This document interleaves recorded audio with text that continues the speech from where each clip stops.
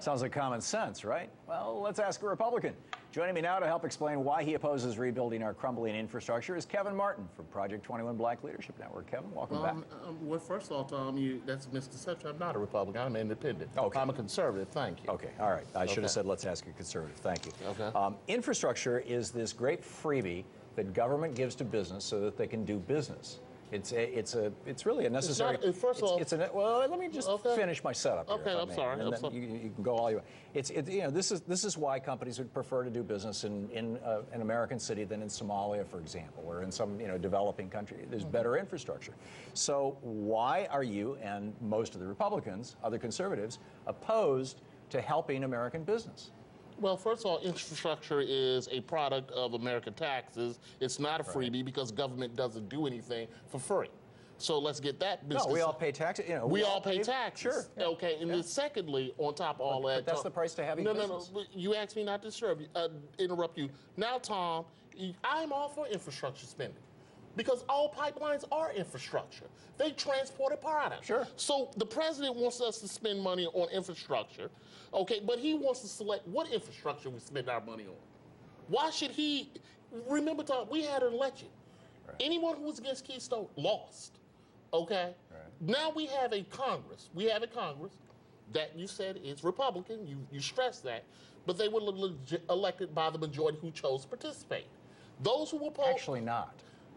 In the last three elections for the Senate, Democrats got 20 million more votes than Republicans did. In the last three elections for the House, Democrats got 5 million more votes than Republicans did. It wasn't the majority. It's the way that gerrymandering has happened. It's not gerrymandering because, first of all, okay, Democrats chose not to participate in this last election. No, I think they fought on pretty their hard. own. Okay.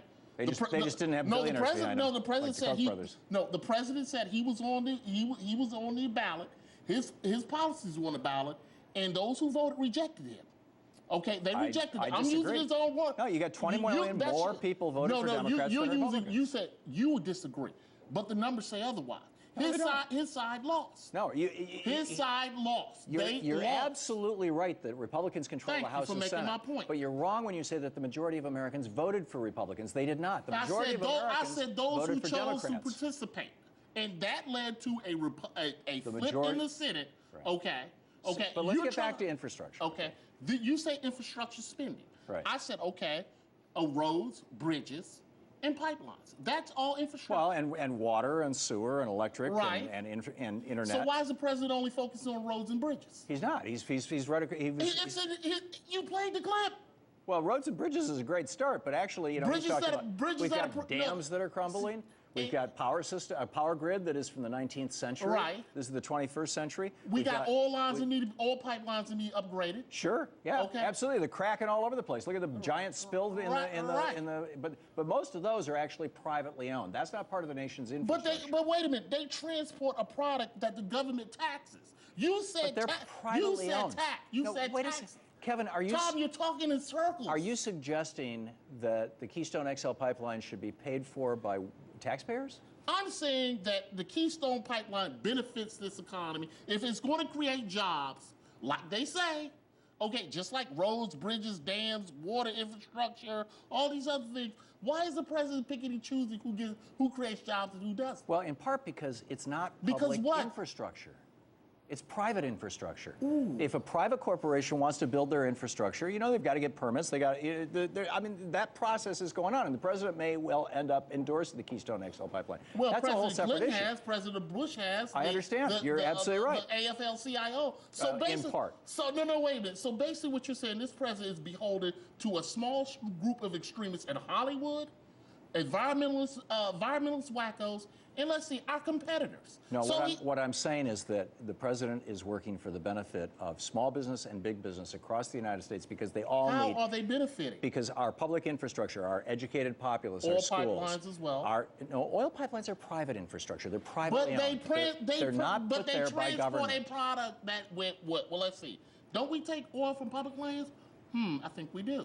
So they're transporting a product It is that private, is that is privately basically owned oil. No, privately owned oil. Really? Yes, in the United States, virtually all the oil is privately You owned. said virtually, but Well, the exception is the emergency reserve that we have. You know, we've got like 700 million barrels that are in an emergency reserve. Right, That's publicly owned. But that's arguably that's infrastructure. But that has nothing to do with this. Well, wait a minute, Tom. In the same oil that the government buys and put in our ships at a discount price on those evil oil companies that sell it at a discount to our government, while the gas I put in my car is taxed by the government and everybody else with transportation tax. To pay for the actual infrastructure, which is the roads. But you say oil pipelines are not infrastructure? I'm saying they are not public infrastructure.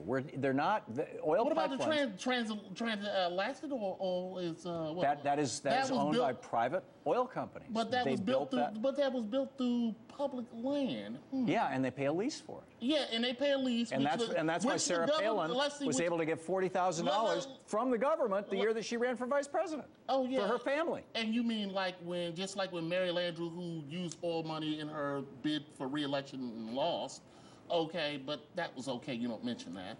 But let's see, Tom. I just don't get the objection to public infrastructure. No, Tom. I don't get the objection of environmentalists like our competitors and elites in Hollywood say, well, we can't get oil. That's dirty. That's this. That's that. Well, here's another issue, Tom. If we're going to build these roads, okay? Okay, we're going to build these roads. What is asphalt? How about repairing these? No. Even if we repair them, what is the asphalt made of? It's by and large petroleum. Yeah, oil. Yeah. So those evil oil companies are still going to get a profit anyway. Let's look at it, Tom. I'm not. Let's look at this, Tom. So, no, I'm knocking out all the teeth of the president. Sorry. So you're saying? Let's look at this, Tom. Hold on, Tom. One other thing. Let's see. We built a bridge out in, let's say, Oakland that was prefabbed in China that cost us. What? Okay, 10 Kevin, times? No, 5 times. You have found something that you and I we've got to wrap it up. You have found something we completely agree on. We should not be buying infrastructure from China. Thanks for dropping by, Kevin. All right, Great buddy. to have you with us. Have a nice one. Thank you. All right. Coming up.